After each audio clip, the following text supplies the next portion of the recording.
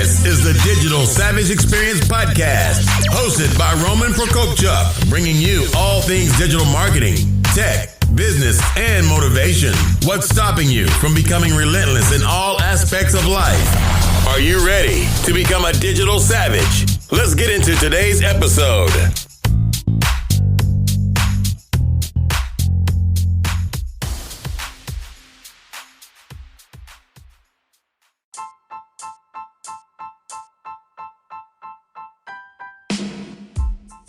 Hey everyone, this is Roman Prokopchuk, and this is the Digital Savage Experience Podcast. Today I have with me David Yakobovitch. He is a principal data scientist at Galvanize, and he advises Futureworks, CUNY Startups, Software Carpentry. He is the host of HumAIn Podcast, where he discusses new AI products, industry trends in technology, and human-centered AI. Thank you for joining me today. Hey, Roman, thanks so much for having me. My pleasure. So how did you get into the field you're currently in? What kind of piqued your interest and where did you get started? Sure. Originally, when I was just studying in college, I was focusing on physics and mathematics, very much on the research side of business. And I quickly discovered that I wanted to go more into applied sciences. So I started in actuarial science, working with IBM mainframes and the COBOL programming language back in 2010. Around that time, a lot of buzzwords were coming out about the future of data and big systems. And so I started to migrate into this Python programming language, which led me through many software stacks, including Tableau, and then brought me in 2015 into New York City, where I continued consulting both in training as well as understanding how data can be relevant for small and large businesses. Followed up with an AI fellowship with Columbia, and today do a lot of training, advisory, and investing with startups. No, that's awesome. So where do you see kind of AI helping existing businesses that are starting off? How can they harness the power of AI or its current capabilities to grow their business or start it? Sure. So in June 2019, recently Microsoft just came out with a news announcement. They said the state of AI is maturing. And what they mean by that is it's no longer the AI gold rush of let's hire tens and hundreds and thousands of AI practitioners, but let's start to deploy systems for our clients to augment their businesses. Now, what that means in the grand scheme of AI is two subfields that have been rapidly matured. One is computer vision. That means using facial recognition to better understand products and customer success. And second, natural language processing, which means using text and text analysis, whether through social media comments or interaction with chatbots, to better support customer success. On both sides of the coin, it's customer success that's important. And for all businesses, that's the outcome. Let's retain your customers and grow your business. No, that's awesome. I think last year I attended the Google Cloud Summit, and they discussed in detail like their AI capabilities and some of the companies they work with. So in terms of like Google, Microsoft, and IBM Watson, what are some of kind of what they're good at and some of the stuff they may need to improve, and maybe one that you would recommend, or if you would use several in terms of a business, or what the pros and cons are? I think all these cloud companies which have evolved, Microsoft, Google, IBM, Amazon, and others, are very good at storing your data and keeping your data secure. We do see on the news often about these data leaks, but that's often a result of the software engineers not properly encrypting their work and putting the right passwords and security procedures in place. So moving your data on the cloud is safe, and that's something you as a company can start doing today. As far as using products, whether that's building an app and infrastructure, that's pretty universal among the ecosystems. If you're currently tied into one of the companies, you might as well continue with the one you're at. Looking at services like Amazon, Google, and Microsoft, I think all three of them are leading the pack. Typically, it's seen that in general cloud compute, Amazon and Microsoft, which is AWS and Azure, are number 1 and 2, respectively, in the market. Google Cloud, the new Anthem platform, is third, and IBM Watson's fourth. Doesn't mean that they're that much better than each other, but they're all interesting platforms. The tools that are really new to all four of these platforms are the cognitive services. So that means changing voice to text, moving text back to voice, integrating AI into videos and images, and self-generating text. These are all new subfields, so no one's cracked the code on them yet. There's a lot of change that's going to occur over time. Personally, my favorite platform is Amazon AWS. I also love Azure, so I use both of them in tandem because I have a Linux computer and I have a Windows computer. I used to work in the Apple space as well. Systems are quite nice, but I think they're all doing really good work. No, that's awesome. And in terms of kind of advancement, where do you see, I don't know if there's a word for kind of true AI, but some of the things that I know we talked offline in terms of like the Facebook internal team developing AIs when they started to make their own language and learn and talk to each other. Where do you see that kind of heading? Because I know there's purists that think it's beneficial. Then there's other people on the other side where they say it's going to be like an end game scenario for humanity. Where do we see where do you see that heading? Sure. So I think we saw last year in the news a lot of cases of hype. So one was Facebook, where they basically built 2 conversational bots through Facebook Messenger, and how the bots started to learn and interact with each other. And that was very interesting, but I didn't see too much crazy results there. The bigger crazy result was with Microsoft. So Microsoft launched their own version of 2 tweet bots, and the Twitter bots start talking to each other by consuming all the Twitter data online. So looking at social media data from fast food companies and retailers, quickly the bots turned from having normal conversations to conversations that were completely driven by profanity. I thought that was so fascinating because actually one student who I work with in the education space for their data science capstone, we did a recent project where we looked at toxic tweets. It's been in the news recently that not just there's been nefarious and bad actors in many different situations, but a lot of the tweets out there are not PG, right? They could be PG-13 or rated R. And what happened is these AI bots were training off comments that had stronger sentiment. So what happens is when you're training systems, whether on Facebook or Twitter or other platforms, often the outliers, the ones that have the strongest emotional sentiment, either positively or negatively, can stronger impact the training of the machine. And there's different techniques to improve that, but that was quite fascinating. The third one, if we're thinking about general AI and if AI is going to take over the world, last summer, one of the big games in the MOBA system called Dota 2 started using AI. And in fact, what they did is they had a partnership with OpenAI, the organization where Elon Musk and other thought leaders are on, to see if a computer system could beat the world's top humans. And so over the course of 3 months, this system continued to play against different human teams in order of more complex skills and better celebrity status and more wins in the game. Now, prior to playing in the game, the OpenAI 5, as it was known, because there were 5 AI players since Dota 2 is a 5-person game, trained for hundreds and hundreds of years virtually on cloud compute systems. And the first few games, this was in June 2018, winning them all, right? Hands down in 20, 25, 30 minutes. But as it started reaching the 99th and 99.5 and 99.9 percentile, these top players, the machine started to lose, and it started to do irregular tasks because it couldn't predict a scenario it had not studied before. In fact, most games that the Dota 2 had played were maximum of 45 minutes. And since these games for the top players went on to 50, 55, and even more than an hour, the machine started breaking down and doing weird things.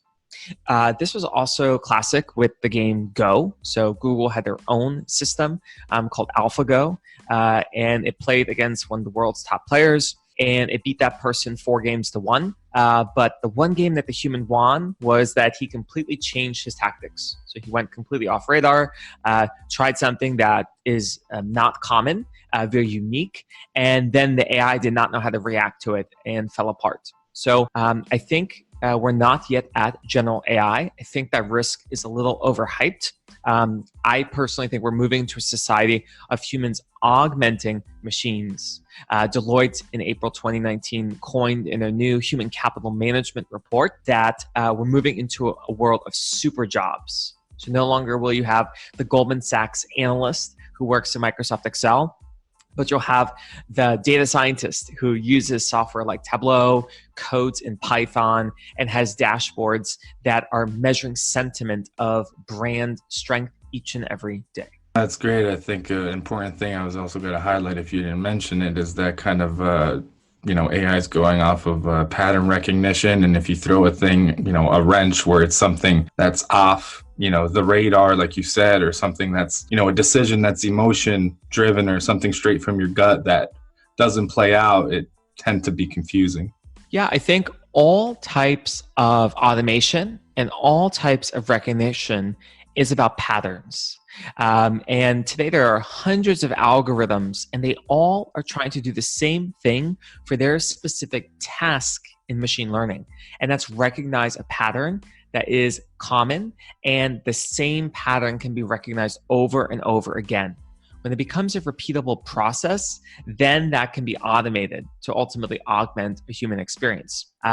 Sure, there is the risk with jobs that some jobs will be going away, but I think AI is going to create more jobs in both the near and the midterm.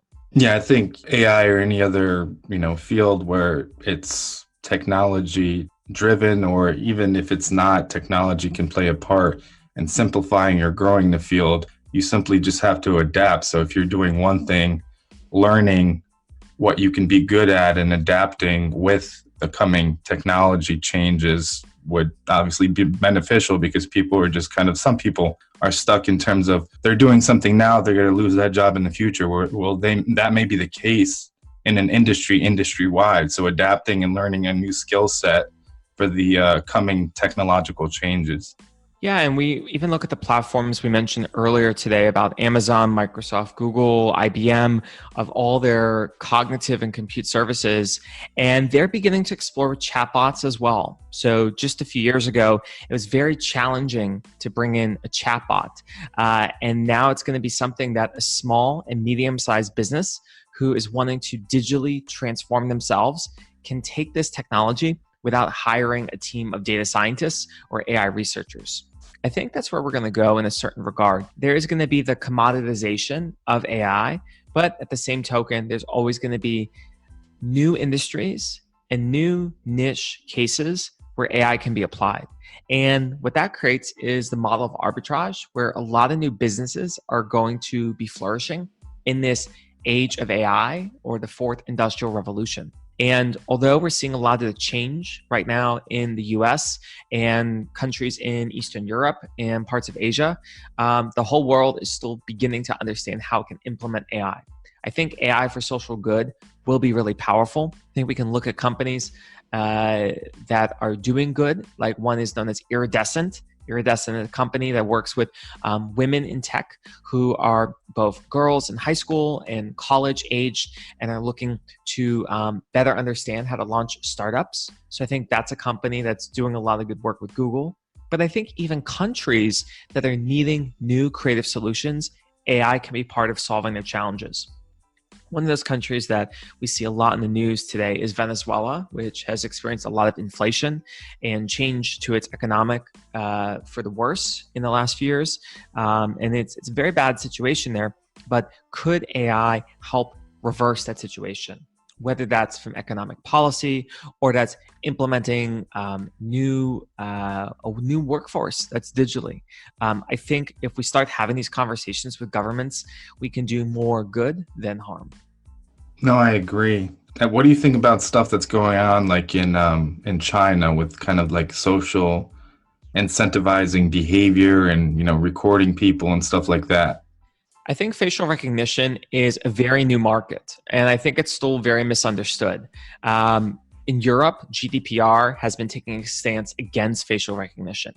In San Francisco, a bill was passed on the heels of CCPA, the California Consumer Privacy Act, to also ban in San Francisco any public-facing facial recognition on police body cams and buses and courthouses. A similar privacy bill, the New York Privacy Act, is going through the New York legislature right now, which is supposed to be even more intense. So I think the US and Europe are very concerned about what facial recognition can do, but I think it can do a lot of good. We see how airlines today are now starting to use images on people's passports and driver's licenses to automatically help you board a flight faster so that flight times are quicker. So there's benefits. But then we look at what's happening in China, where there are some benefits. Yes, you can enter a train with a facial recognition that you are the certain person. But one of the interesting challenges I had with a colleague the other day was how aggressive this AI has gotten in China.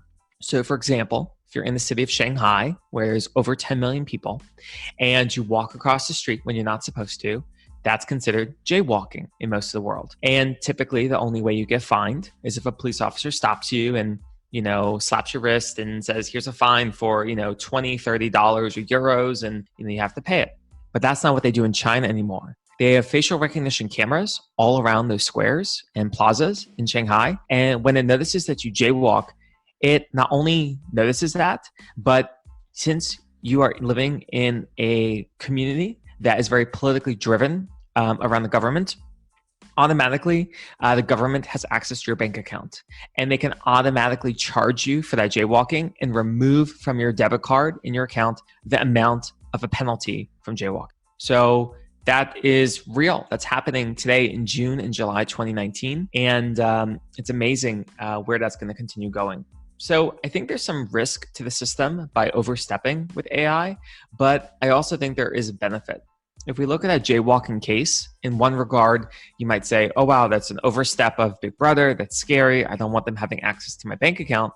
But on this other regards, it could be reducing bad actors, right? So if you know that, no, if you jaywalk, we're going to take your money. And if you're a good person, we're not going to do anything to you. Could it discourage the bad behavior? Now, of course, that's a simple case, jaywalking. I'm not talking about something such as getting barred from flying because of certain demographics or certain conditions that are beyond your control. But that is just one case where China has decided to implement AI across society. Yeah, I agree. I think it can be implemented for social good, like you said, and other instances where it's kind of policing the society, where it may get to a point where, what is too much? Yeah, and that's a big question that a lot of organizations are talking about today. The IEEE, the World Economic Forum, a lot of these governing bodies, both from a social construct as well as with many countries around the world, are beginning to set up AI advisory boards and ethics boards to understand the impact of implementing these systems. And I think long term, we're going to live in a world with a lot more automation and AI at our fingertips, where sensors are always reacting to the decisions that you make. I think with the right governance from certain humans and good actors and certain advisory boards, then there should be a lot less to fear. I think if we put humans in control, in the sense of, all right, let the AI make the decision. However, if you disagree, you can dispute the decision and go through a court of arbitration to have a remedy. Then I think there'd be a lot less stress and a lot less fear. Imagine in the future, you're looking to buy a house, and wherever that's at, you typically go through a loan process, which can take several weeks and a lot of documents and a lot of people. But what if the AI goes through the whole process for you and says, you're denied the loan? And then you say, wait, what? I'm denied? Like normally I would chat with 20 different people and go through an appraisal and, all these processes. But if the AI could say you're denied, and then you can escalate that and say, let me know, what did I do wrong? How can I improve my worthiness, my financial situation, my credit, whatever factors are going into loan origination approval, then that could be powerful, right? If you can actually have information relayed back to you on how to better perform in the system, then that's a good use of AI. And that's where I hope we're going to go. I believe we have the opportunity at this inflection point in society to become one augmented by the machine. I think we're a long way away from generalized AI systems, but I think with the right sense of humans running on a more challenging cognitive tasks and working with AI to automate systems, then we can actually offer stronger customer success for our clients and customers and live in a more robust digital society.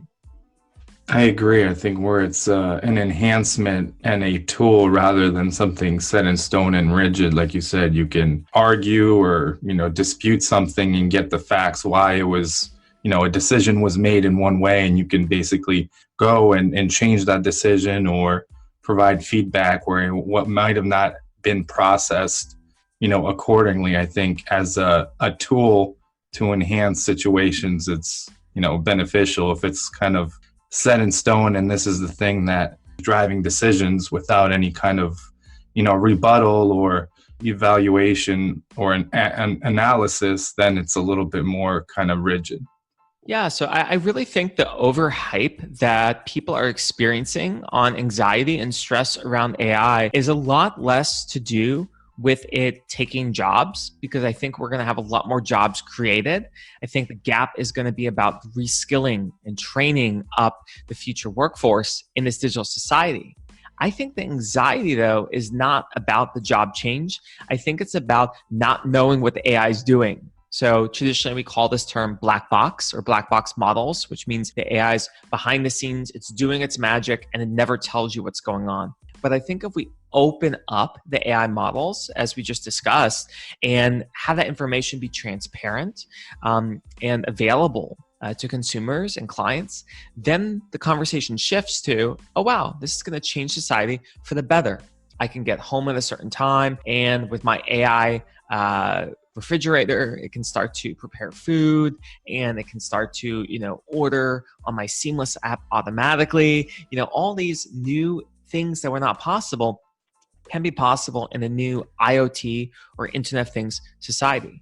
But once we get over that anxiety by having the right ethical conversations, which I think will be occurring over the next 3 to 10 years, I think that's something that's just getting started, then it will shift towards the future of work and the future of training and Work 2.0.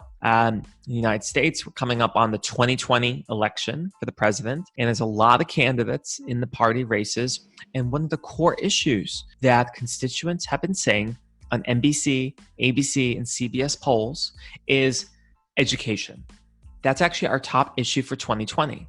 It's not the economy, it's not healthcare, it's not anything else. Those are all issues. But the primary issue is education. And what will my children do for work? Or what will I do for work? Or how is work changing? And threat of a lot of countries moving into no longer being just frontier and emerging economies, but being developed just like the United States. It creates that concern of, all right, are we still going to have jobs, and what will work look like? And I think we can, but the conversation needs to focus more around training. And that training does need the government to step in as well, to offer more scholarships to go through certain digitalization of skills. Now, the digitalization of skills doesn't have to be 4-year diplomas. It could be vocational school. We remember back in the 80s and 90s where after high school, if you wanted to get into skilled labor, you could go into a vocational path, such as becoming an auto mechanic or repairing televisions and so forth. I think that is still a viable option, but with new technology. So could we have vocational programs where you go to be a drone pilot or to repair Amazon's flying drones hitting the market in Blacksburg, Virginia, just in a few weeks? I think that's a direction that's possible. And I'm looking forward to those conversations happening both between the private and public sector. Yeah, I agree that's kind of the direction it's going and kind of embracing it. Well, I really appreciate you stopping by today. What's one thing you can leave with the audience in terms of advice, either professional or personal? Yeah, Roman, the number one advice I'd share is that education is key. And education doesn't mean going through a boot camp or going through a 4-year degree, but it means being aware of how trends are changing. And one of my favorite reports that we could link into after the podcast is Amy Webb's Future of Tech Institute Trend Report. Every year she comes out with one of them. They're about 300 plus pages on all the top trends in technology. Whether it's AI, whether it's blockchain, whether it's digital, all the trends have their own pages, and all the companies and all the tools happening there are available as a PDF. And this is very exciting because the more you educate yourself, you can know about how to improve your business or how to improve your life. Yeah, I agree. I think being self-aware of the market and figuring out what you're passionate about and how you can develop new skill sets to set you up for the future. Perfect. Well, looking forward to sharing those resources with your audience. And thanks so much for having me, Roman. So how can the audience find you? Some of the things you may have going on? Yeah, so the best thing I have going on is I actually have my own podcast out, as you mentioned, called HumAIn, HUMAIN. It's a podcast where I interview chief data scientists and heads of AI from former White House advisors and those who advocate AI for all. It's on all the major podcast platforms and also humanepodcast.com. You can feel free to check it out. And I also have my own trend reports that come out quarterly as well on where I think the industry is going to help you for the future of work and the future of your job. That's awesome. Thanks again for stopping by. Yeah, thanks so much, Roman.